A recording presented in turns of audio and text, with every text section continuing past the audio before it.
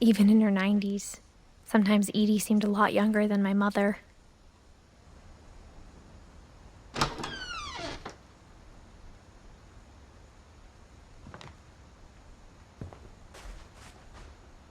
The only trace Grandpa Sam's first wife, Kay, left on the house was the pink bathroom. It was a pretty big trace.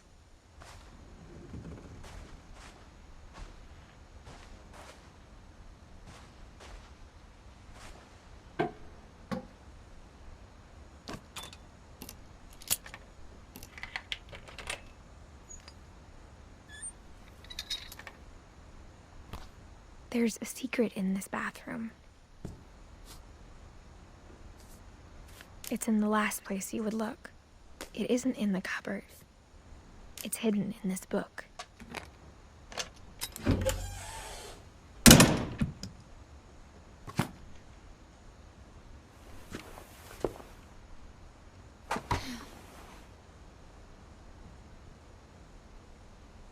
Sven gave Sam an old camera he'd refurbished.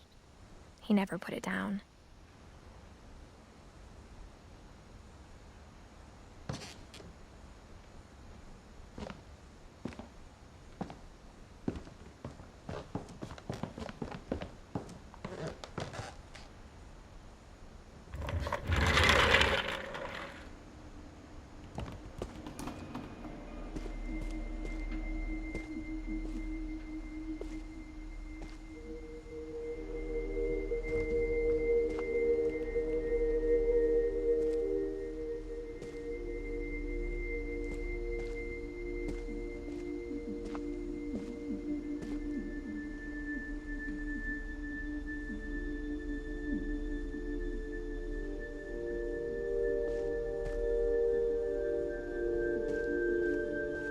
I knew Grandpa Sam had a twin,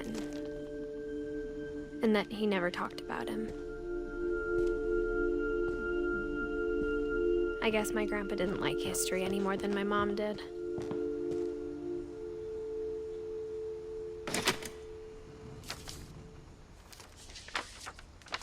How I Want to Remember My Brother by Sam Finch. The thing I remember is that when he made up his mind, that was it.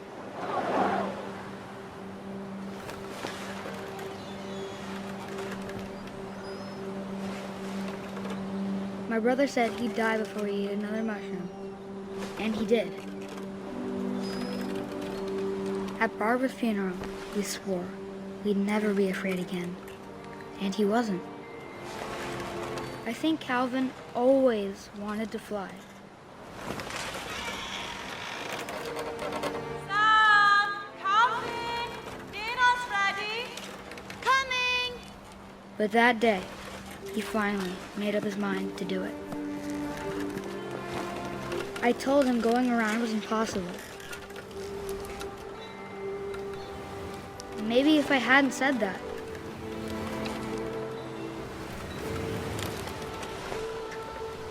Calvin! I'm not gonna tell you again! maybe if the wind hadn't picked up, then maybe he'd still be here. But I doubt it. I think he'd already made up his mind. That's what I want to remember about my brother.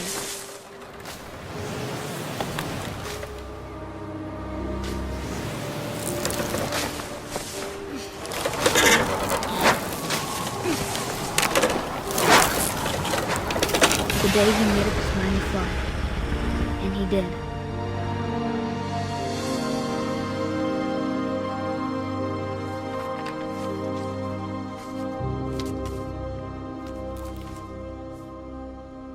Calvin's story felt strangely familiar.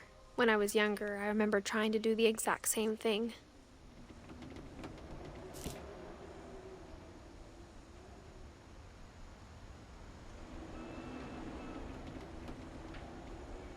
After the funeral, Edie roped off Calvin's half of the room.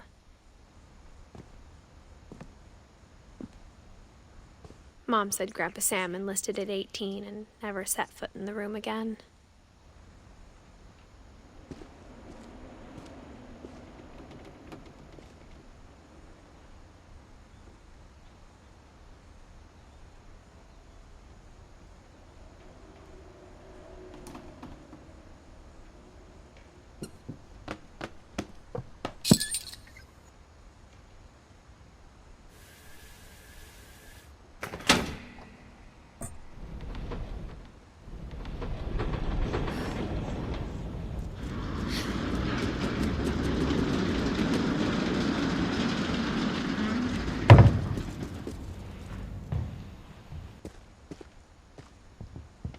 passages were a pretty tight fit. They'd obviously been built for smaller hands and bellies.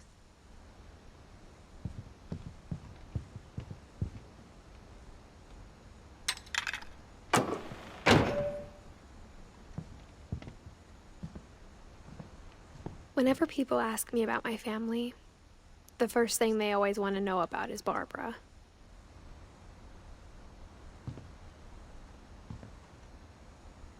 Edie's father, Odin, built the original house.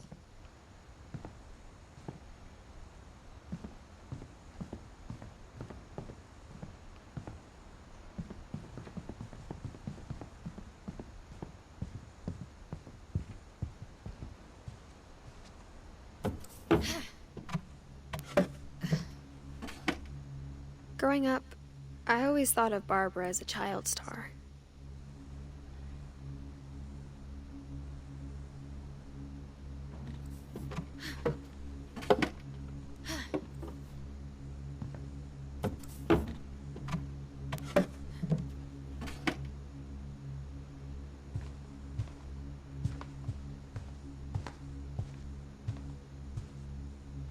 I never thought about how hard it must have been for her afterwards.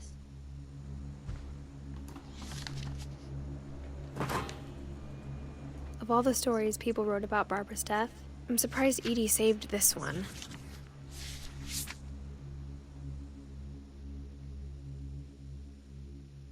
Old Jack here with another ghastly tale inspired by America's most unfortunate family. I'm calling it The Surprise Ending of Barbara Finch. As a child star, Barbara was famous for her scream. Now at 16, she was all washed up, a has-been. But in a lucky break, she'd been asked to perform her signature scream at a local convention for monster movie fans. It was just the boost her career needed. Unfortunately, her scream hadn't aged well. Getting better. I think you just need the right motivation. Her biggest fan and current boyfriend, Rick, was about to demonstrate when... Now that was a great scream. It was Barbara's father, Sven. He'd slipped into a table saw and had to be rushed to the emergency room. So Barbara got stuck babysitting her youngest brother, Walter. Her convention comeback was canceled. Okay, I'm hearing frustration, but I'm not hearing terror. What if I tried... A gang of hoodlums in Halloween masks have been terrorizing Orcas Island tonight. Police are urging residents to... That came from the basement. You're right! Also, I loved your delivery on that. Why is your basement door locked? Because my dad likes making puzzles and secret passages. There's a key hidden in the music box. The secret is to keep winding and winding until finally the key pops out. Thanks, babe. I'll be back in a sec. 20 minutes later, Rick hadn't returned. So Barbara went to look for him, right on cue. She reached for the music box. And as she wound the key, she listened for Rick, but the house was silent.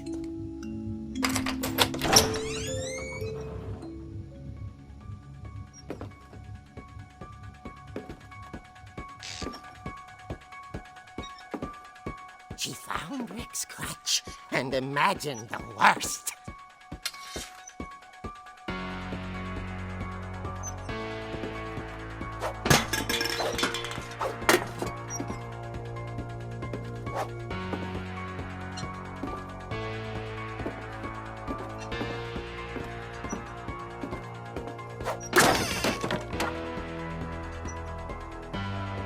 The gang's leader is the infamous Hookman killer, Dr. Carl Hamill, who impaled and then ate his family 10 years ago tonight.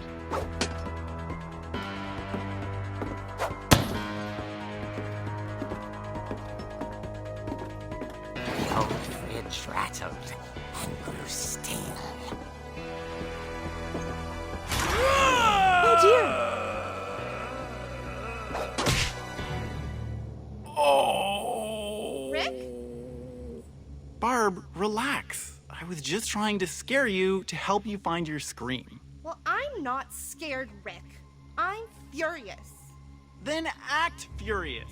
All I'm getting from you now is that you're hurt and confused and you're...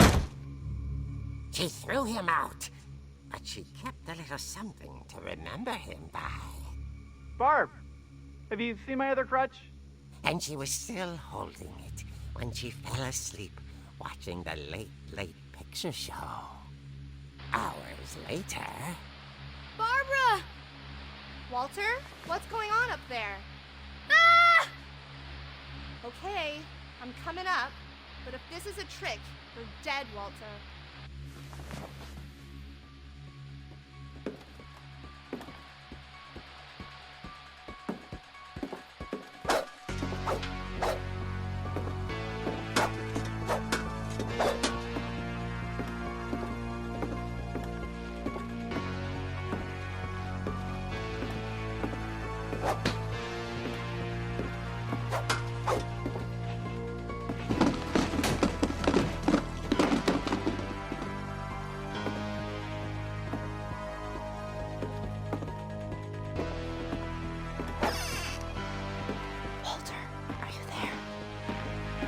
Walter had vanished, but his bedside radio was still on. Orcas Island police describe the man as 6 feet tall, with a steel hook for a hand. Residents are urged to lock all doors and windows and notify the police of any suspicious activity. Barbara turned, saw the hook man, and was speechless. He was quite smashing. And he was. He couldn't get enough of Barbara. Okay, Barbara, there's gotta be another way out of here.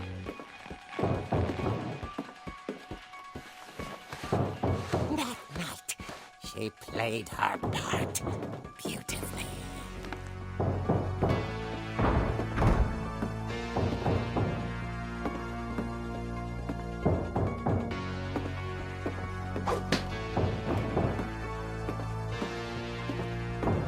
She thought about abandoning Walter, but just couldn't do it.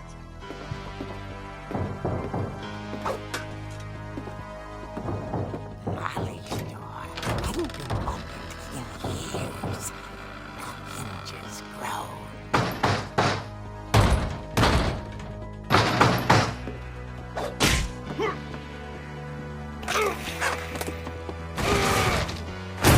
He wasn't moving, but she sensed the story might not be over yet.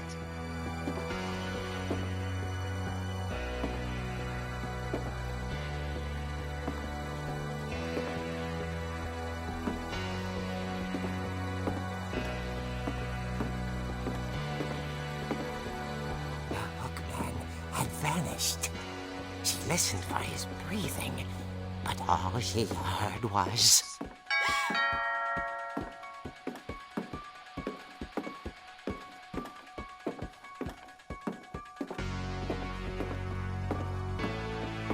At the door, she heard whispering.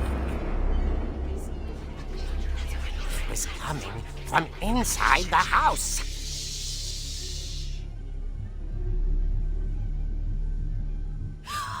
Oh dear.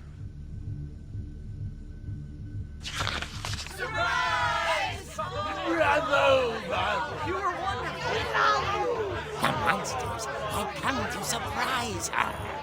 For Barbara, it was a dream come true. Then she saw what kind of monsters they were, and she realized what was about to happen. She was going to be famous. And with her final breath, Barbara Finch gave the performance of her life.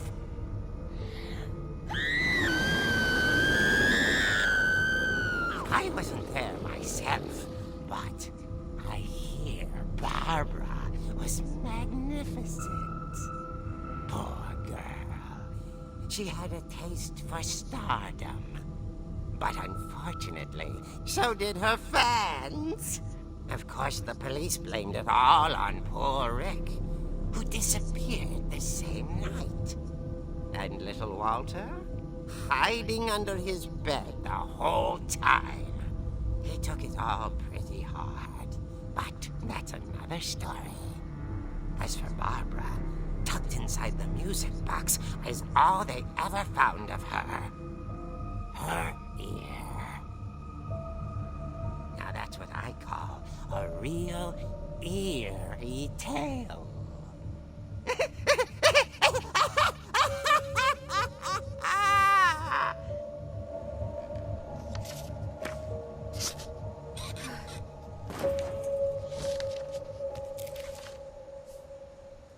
Edie told me all Barbara wanted was to be remembered, as absurd as that comic was.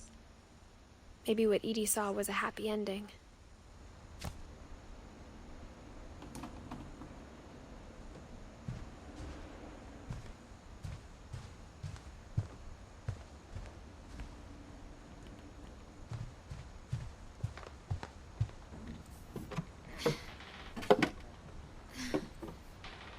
I guess now I know why Mom didn't like me playing with the music box.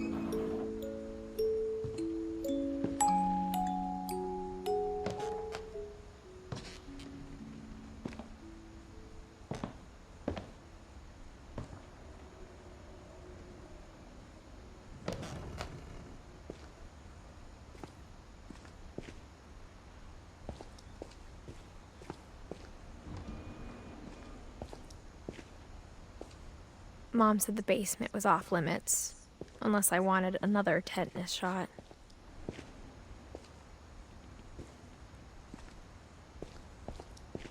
I saw Edie sneak down to the basement once, carrying packages.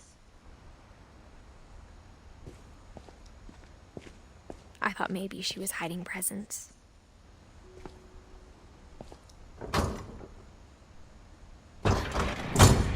It turned out she was hiding a lot more than that.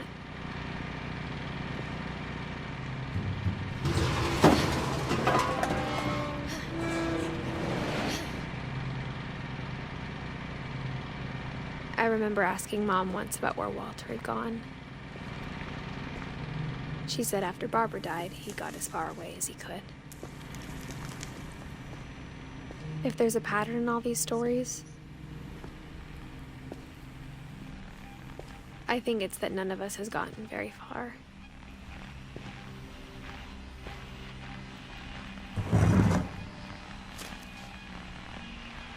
Goodbye, everyone. I can't believe I've been down here for 30 years.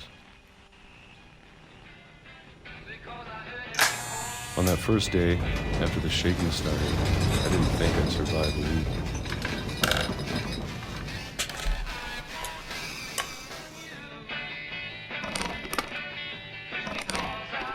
But after a few days, I settled into a routine. That's what kept me sane.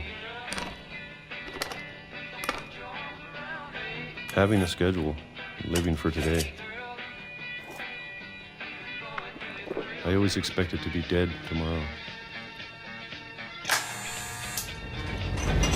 But if you wait long enough, you get used to anything.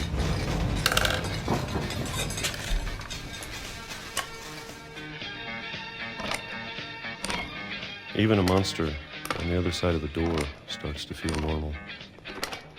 Almost friendly.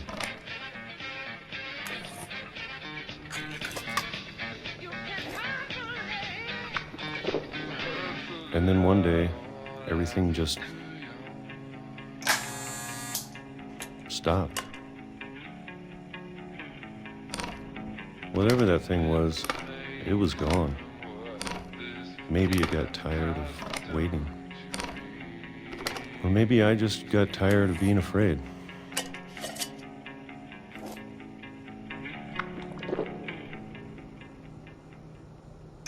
It's been a week now, the longest in 30 years. I'm done waiting. I have to leave while I still can.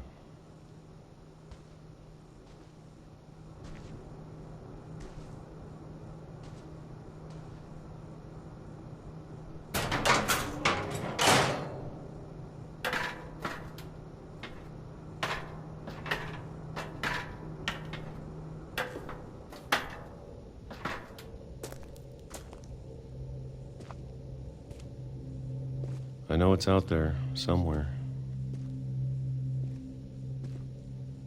Whatever killed Barbara and Molly and Calvin. Maybe this is all a mistake.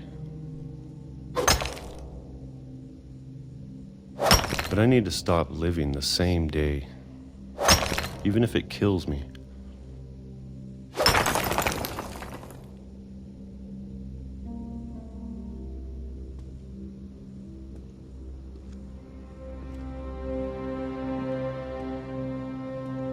Whatever's out there, I want you to know I'm ready for it. I'm going to appreciate all of it, especially the food. I don't mind if I only have a year left. Or a month, or a single week. I'd be happy with one new day. I can already imagine the sun on my face.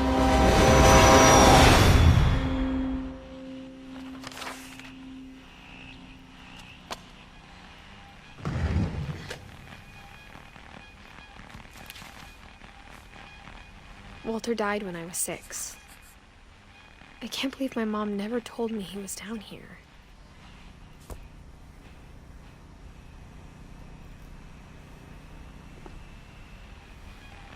I'm sure my mom was trying to protect me.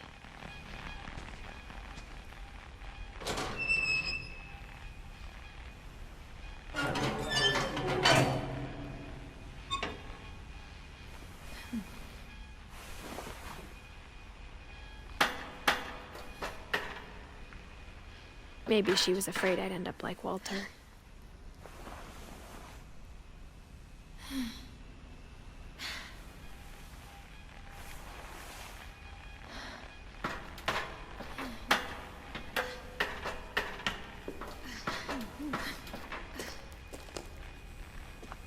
But if she never told me about an uncle under the house, I can only imagine what else she was hiding. I don't want to make the same mistakes she made. Trying to bury something that's still alive.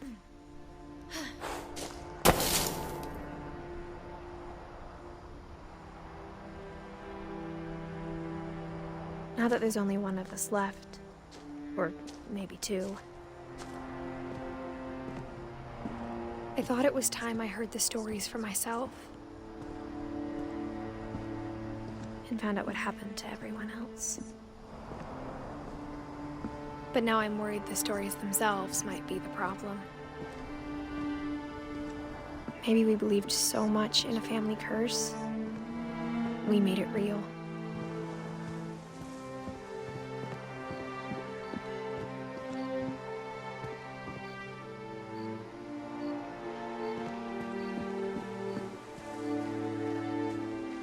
I don't know if I should even be writing this.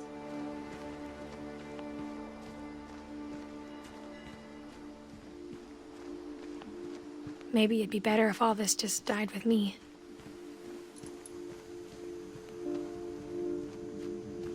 But I thought you should know about your family.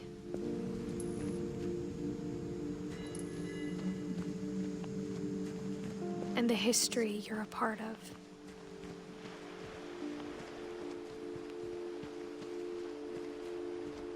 Though to be honest, I feel as lost as you probably do right now.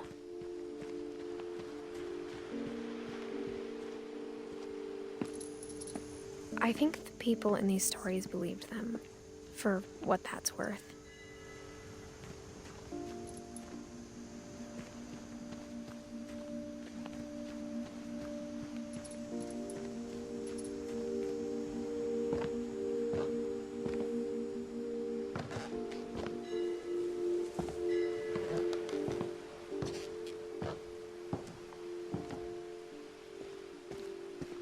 And when you look at the house, that history of imagination and stubbornness and madness, any of it seems possible.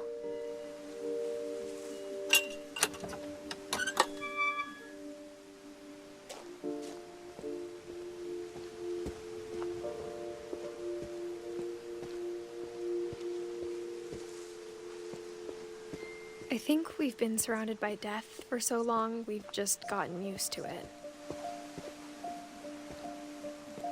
What kind of family finishes building a cemetery before starting the house?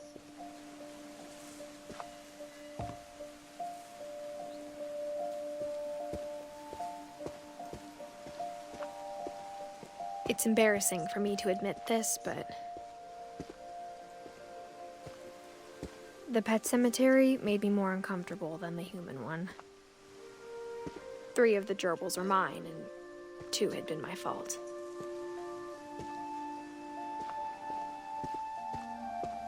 Sven built the house, but it was Edith who designed the cemetery.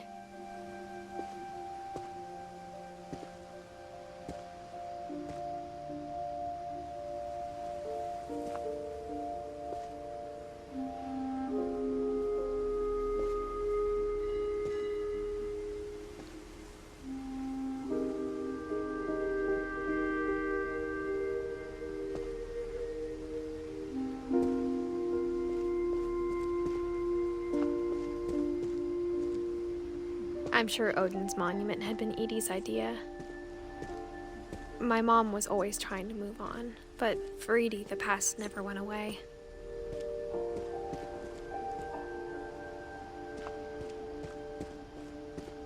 She could see it poking out of the water at low tide.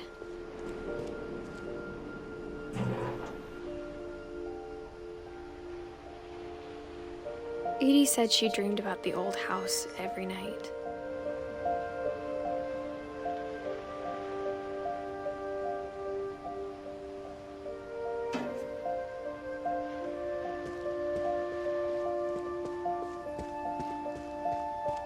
Edie's side was always easier for me to understand. But the older I get, the more I can see where my mom was coming from. Her dad had been pretty strict, but it wasn't enough to save her brothers. She was just trying to do better.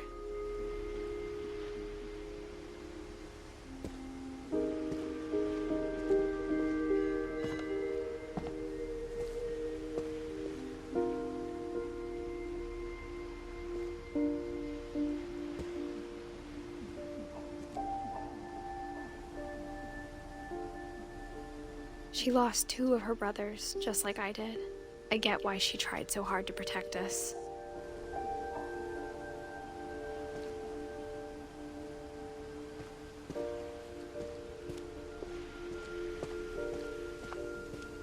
There's so many things I wish I could ask my mom now. Part of me thinks this is what she wanted all along. For me to come back someday and find everything out for myself.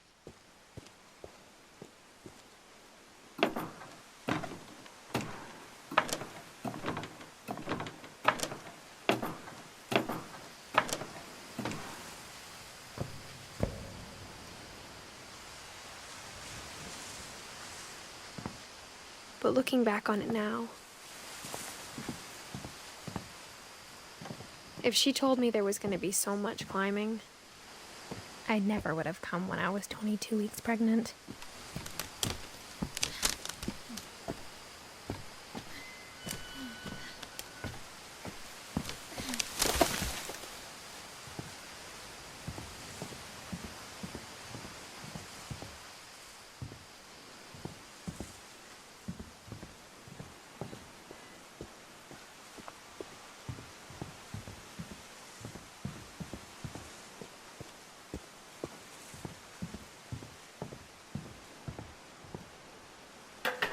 I never met Grandpa Sam, but I think he and my mom had a lot in common.